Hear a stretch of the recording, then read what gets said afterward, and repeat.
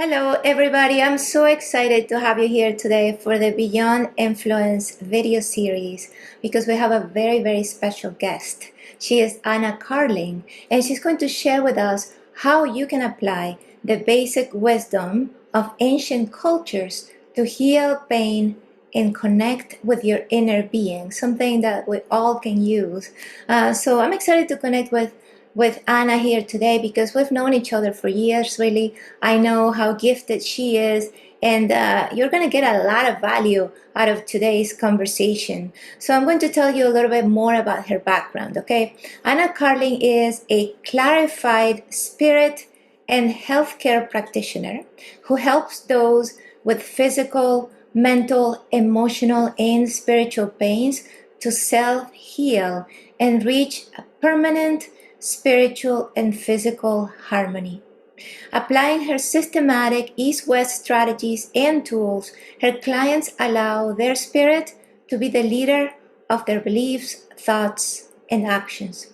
With over 50 years of experience, Anna practiced counseling until 2009, and now she heals and changes lives through her writing and programs. And you can connect with Anna at happysoulhealthybody.com. Welcome, Anna. Thank you. Thank you. I love the way you present a new topic, and I know my mind starts racing already of what I want to talk to you, but you just tell me to be quiet and keep asking your intelligent questions. And I don't see them just intelligent.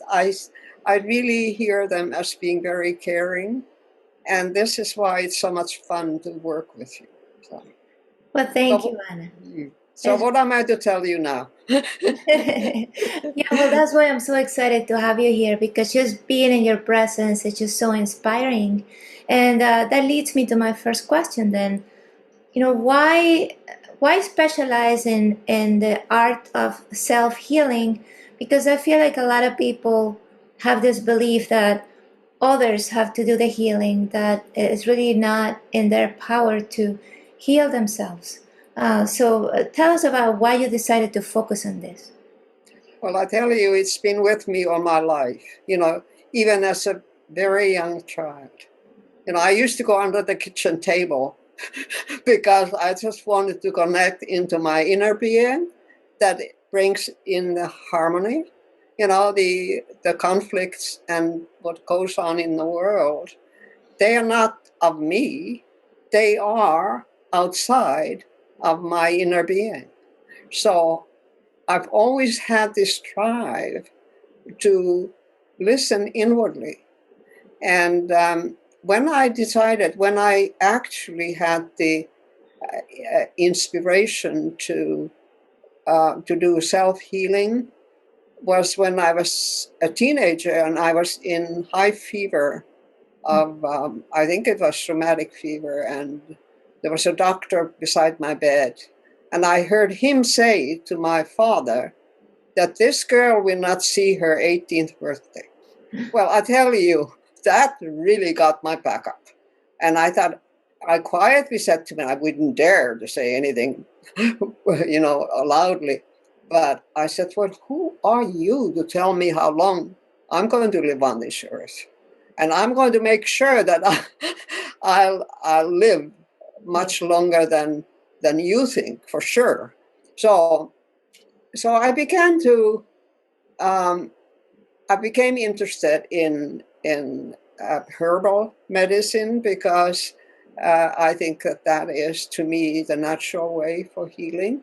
And then soon decided to become a nurse because I knew that the Western medicine is going in a different direction in terms of chemicals and so on. Even at that time, there's awesome healing that happens through Western medicine and all the innovations that have happened.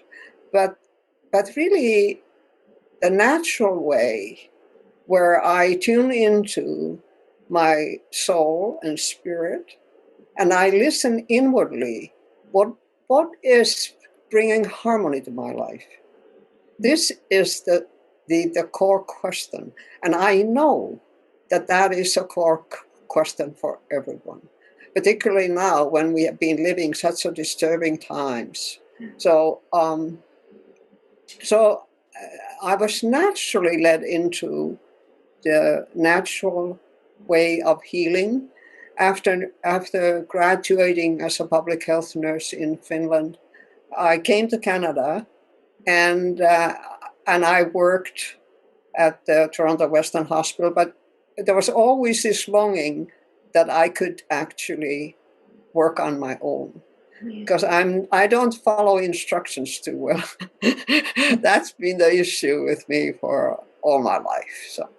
So I've been, fumbling along, but always living from that standpoint of my belief system and checking inwardly, what am I to share with people? And after becoming a Chinese medical practitioner and having worked so many years to get those skills, and then having gone to Shanghai and then practicing in Toronto, it's brought more and more learning. So really, ultimately, when I was writing this material to you, the final statement that I made, that after all the learning, after all the years of practice, I still am primarily a student, because there's nothing but learning. The soul, the spirit, has come on this earth to learn to overcome the challenges and learn about the brilliance of the original state of being, which is the spirit. So now I've sort of gone round the circle, and have come into not only the realization, but the courage to declare that whenever I speak with other people, like speaking with you and preparing for this interview. I had to say, well, I'm not going to stop. I'm going to say very simply that my own belief system of the eternal spirit and the inner guidance of the Almighty is the key to harmony. Right. That's beautiful. Yeah, so it looks like, for what you have said, that our health, both physical health and spiritual health, are closely tied to the state of harmony. But harmony means to be pretty much aligned with our spiritual selves.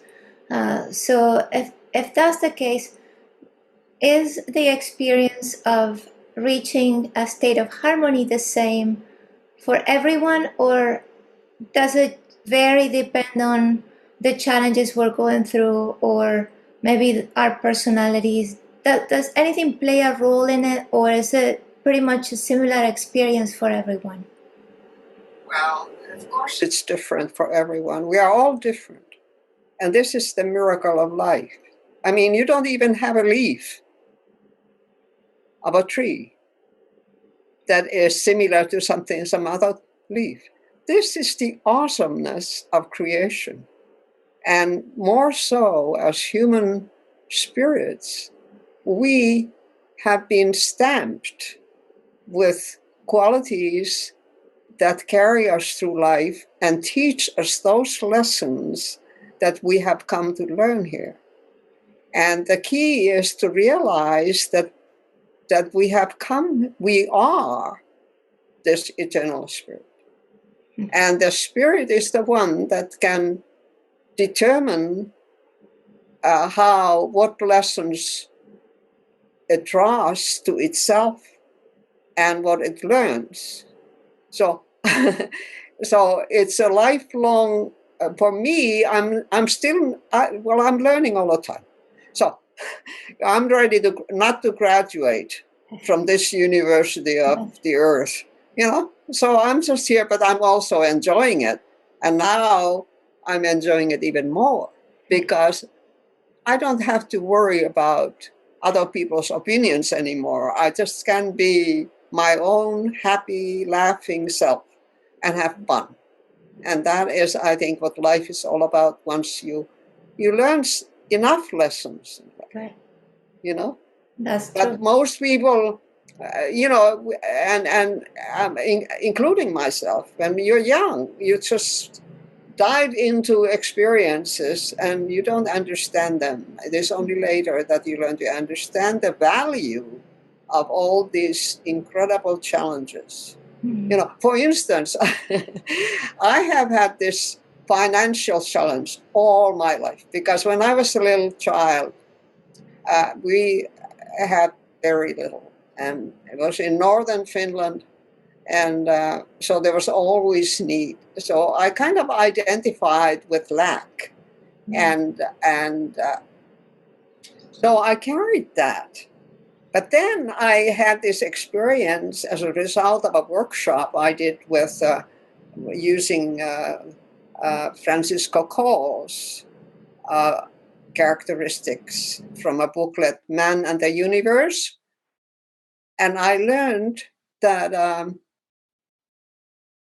oh, yeah, I came back from this workshop. I told you about this last few weeks ago. I came back and I was so exhausted. But I had a dream that I was taken underworld. And one of the things happened there was I got hold of my inner child, the little Anna, and I held her hand and we started running and so happily running toward my bank. Can you imagine? And I knew that, well, I don't have to be tied into my sense of poverty or lack anymore. It's changing now. So this is how we can do the inner work. But we have to be willing to listen, you know? So Exactly. anyway, Yeah. yeah. Yeah. I love it. So, I mean, I love that the fact that you've gone through so many challenges and have had so many different experiences, and then you can put it all together so that we can, I guess, have a shorter path to achieving those results, which is feeling vibrant and healthy. As a result of years of studies, but also generations really that developed these methods of healing, right? Like the ancient cultures, and it's something that you have drawn from. So tell us about that. Like, what are some of those ancient wisdom techniques or healing techniques that we can apply to our bodies and minds and souls today? Well, this is again, we have to go into the simplicity of these teachings, the ancient teachings. They were not complicated because there was less static of the mind in between. So there was inner listening. That inner listening is the key. Inner listening and then doing what it takes to live what you have learned from the inner listening. Well, our life is so complicated now. And it's very, so much going on in the world. But if we are not willing to spend the time listening to our heart and to our soul, we are always running. you know, there's no, so that is one thing. Then it is the willingness to say, okay, I need a certain disciplines. So my choice was to study Chinese medicine. And when I go into something, I go thoroughly. So I got graduated in California, and I was licensed in California. And then I went to Shanghai and did postgraduate work. So the learning becomes more refined. It becomes like anything. I mean, you have your field that I know you love it, and you have been. I known you long enough to realize that you have been refining it for many years. And now you are so relaxed with it, and you have a wonderful following, and you are successful, and I celebrate that with you. Well, any field requires discipline. Any field requires life experience. So that's one thing in learning to heal, not only yourself, but then learn to help other people, because we really are here in service. That is what we are in. I mean, there's this inner calling that we all have is to help others. So, and that is what being a true human being is, you know?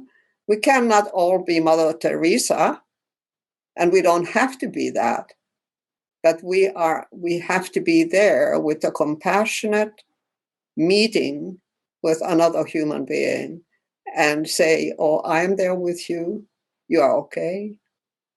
Know that I support you in my mind and my heart, and I want all the best for you.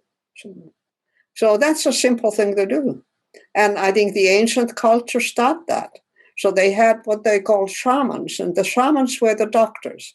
Even in Chinese medicine, the name of a doctor is a sound that shamans did thousands of years ago when they healed with the sound. And the sound, I can't do it right now. Sometimes I practice it in my car when nobody's listening, but it has something to do like, it's a very high sound. So, and that still means doctor in Mandarin, you know? So that is how it had its origin. So really, one of the most important thing in self-healing is being able to sing or hum. You know how we soothe a child, we cradle it, you know, when those of us that have children, you know, and they quiet down because they listen to that loving hum. We could learn to hum, you know, with that intention. That already would be a step, you know, and I do that. I sing when I, you know, do things, and and I tell you something about my childhood, because I had a pretty good singing voice, but I couldn't accept the theory of the Western music, so I flunked all my theories. In Finland, music is very important in the school. And I always got six because I just couldn't stand it, because it didn't go into the simplicity of the sound enough, or to the sound of the soul, you know, which I know that is in a five, you know, in five tones of ancient cultures. You know, we added more sophisticated, Yeah, and when it becomes sophisticated, you know, it loses something. You know, that's right. so So I love that they just it's so it's simplicity. It's just going back to basics, right? Um, yeah. yeah. So then, would you say, because you mentioned there are several practices that we can adopt, um, does the practice that we choose to do as part of our healing process depend on what we're going through? And does it matter when we do these practices? Do we have to have a routine? Like, what would you recommend? I tell you, whatever path of healing you choose, um, really the connecting with the essence of your being is the key. And the connecting with that spirit is only possible through meditation and silence. So you have to be willing to listen inwardly.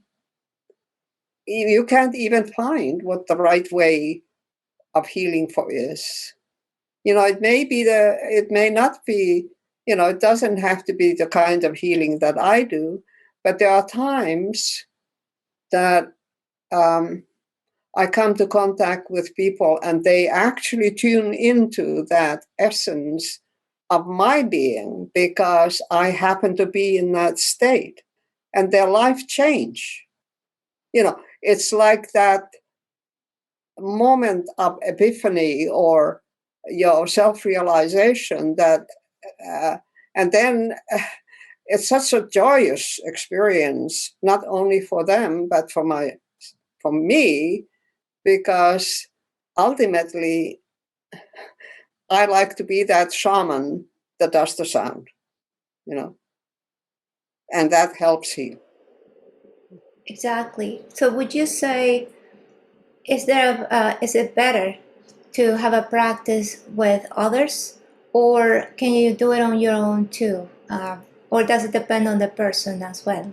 Well, I think what happens is that you have to have the willingness to go to the silence within your own being, and out of that you hear inner guidance, and the inner guidance will take you where you perhaps benefit the most. It could be a friend, it could be a practitioner of Reiki, Chinese medicine, naturopath, chiropractor. I mean, it could be but always make sure that it comes from that inner place, because otherwise you'll go from one practitioner to another, and you don't build the belief system within yourself, which is the perception of your state. Now, even the biologists now say that perception um, changes biology. Your thinking, your belief system can help you heal.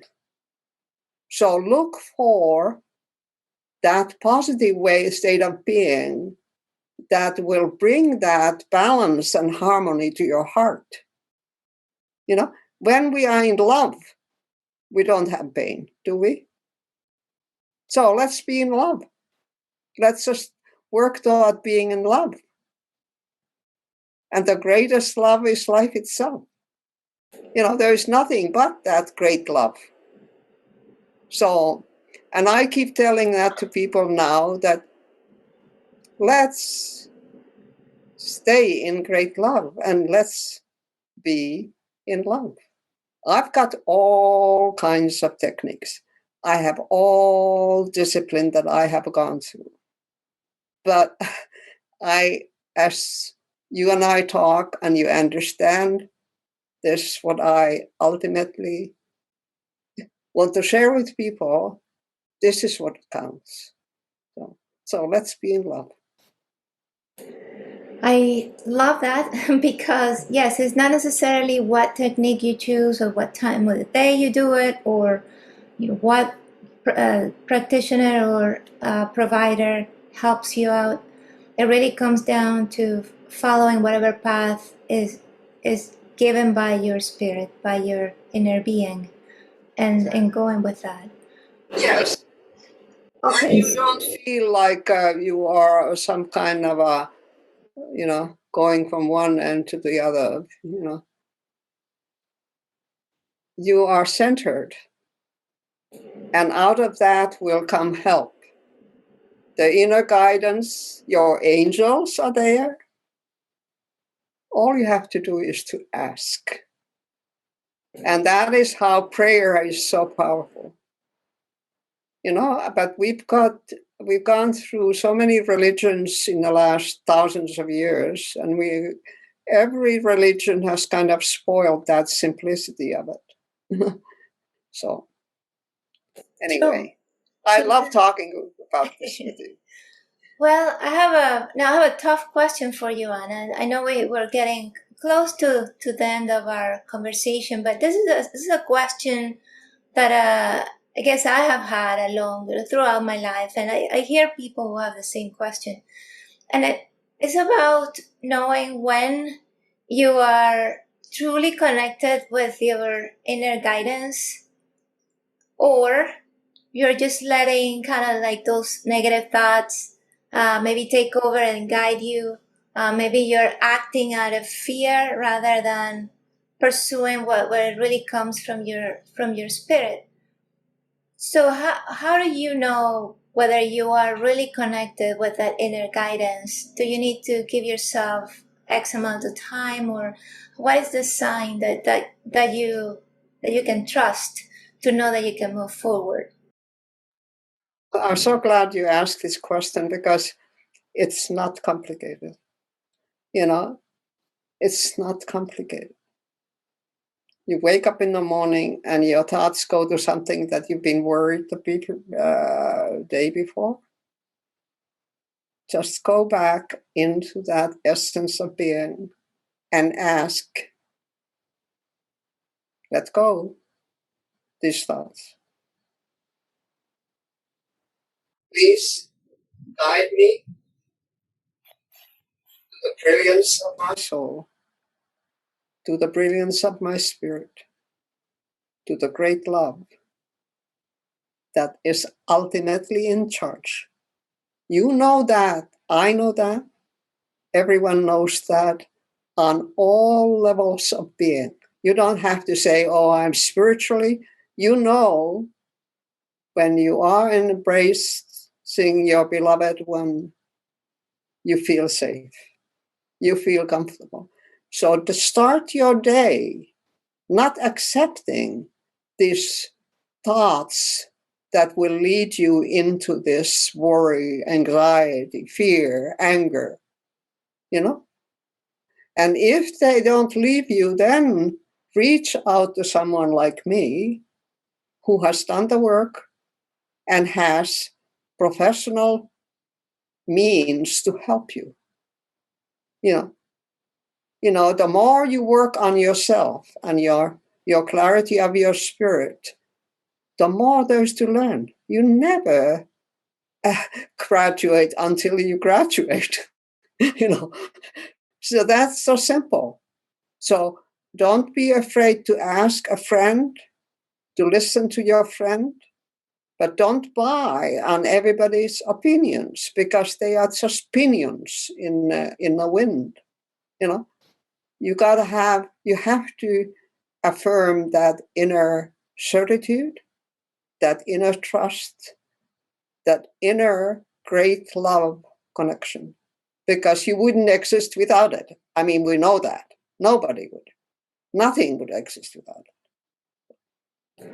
Well said. And I love that answer, Anna. And I'll listen to that, listen to my inner guidance, and act quickly when those thoughts come my way. I love that. Yes. Yeah. So now, if I know that if you're listening to this conversation, if you're watching, you're probably inspired to take that next step and really learn more from what Anna has to share. So Anna, can you please share with us how we can connect with you and access the many resources that you have available for us?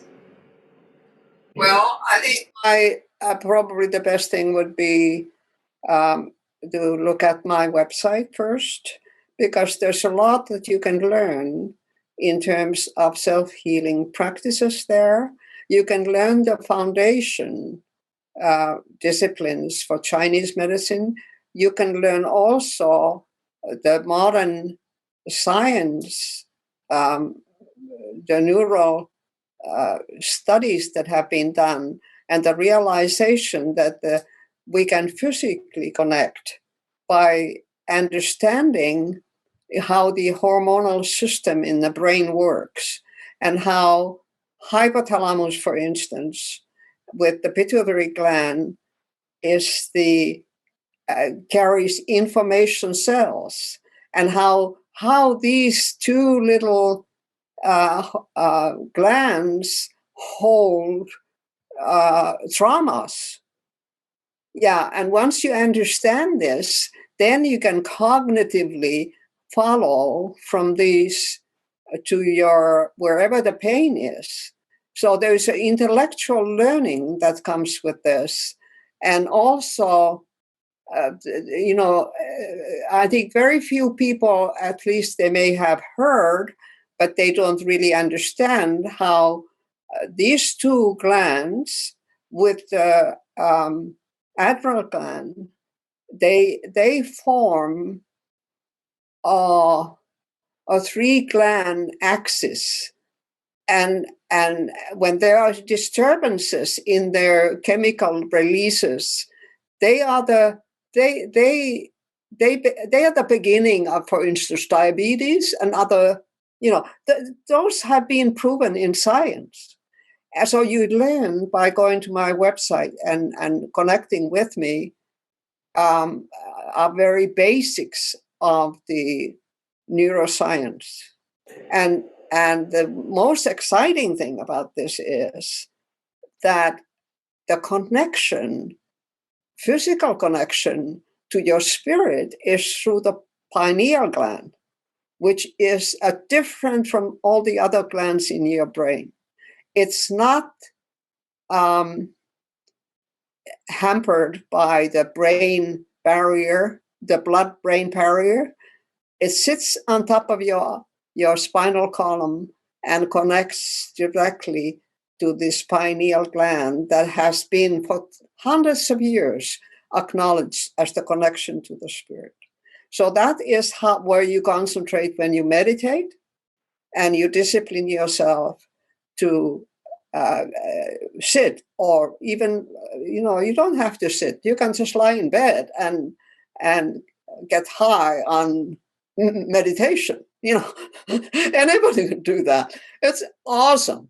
I do that every morning, and I don't need that much sleep now, because I wake up at 3 or 4 o'clock in the morning and I do this, and then I have a little sleep before I have my breakfast. And I mean, it's just incredible, and how rich your life becomes, and how you learn to know we live in 4 dimensions, okay? I tell you, once you learn to study this within yourself, what is going to be the understanding of everything, including this virus creature, becomes totally different, And the 4 dimension that we exist will expand into 5th, which is where you can connect with other souls. It's awesome. So. Well, that's truly fascinating. So you definitely have to head over to happysoulhealthybody.com. That's happysoulhealthybody.com, and we will have the link to Anna's website underneath this video as part of the show notes. So I truly invite you to connect with her. She is an inspiration. You will be you feel energized just by going through her materials and just learning more from her.